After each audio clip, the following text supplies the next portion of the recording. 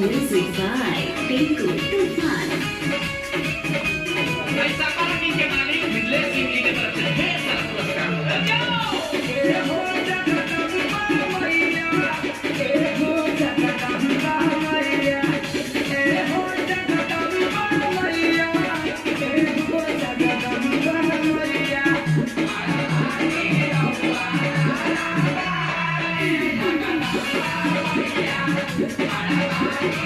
Hello hello रखो, पूजा हो रही, बाद में बात करते हैं। हेलो, पूजा हो रही है, बाद में बात करते हैं।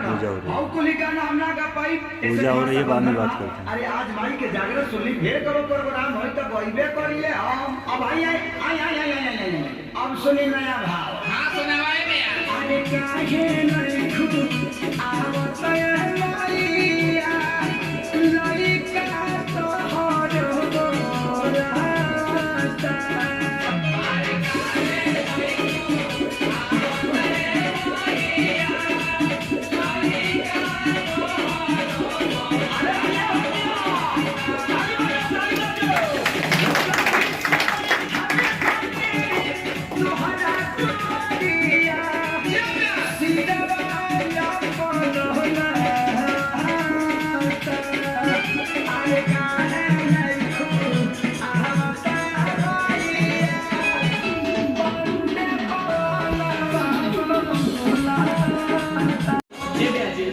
खुदरा देके 100 रुपया अरे जाई ना महाराज, हम 20 बार अब ना बोल दे 2000 खत्म।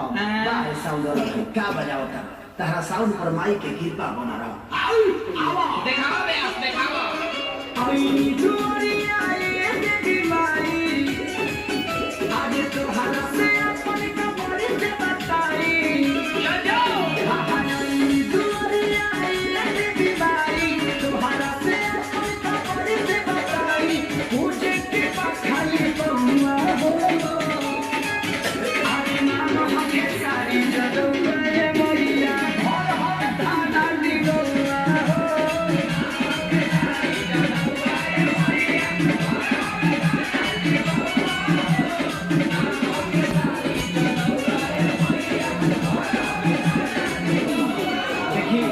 तनी हम चाय पी के आवत तनी सर ओबरा से गावत तनी गला सूख गइल बा और ही में कपड़ो चेंज कले लोरो की चाय बा। अरे माई के भजन हा एगो जयकारा पे बोल दिलो ले बनाना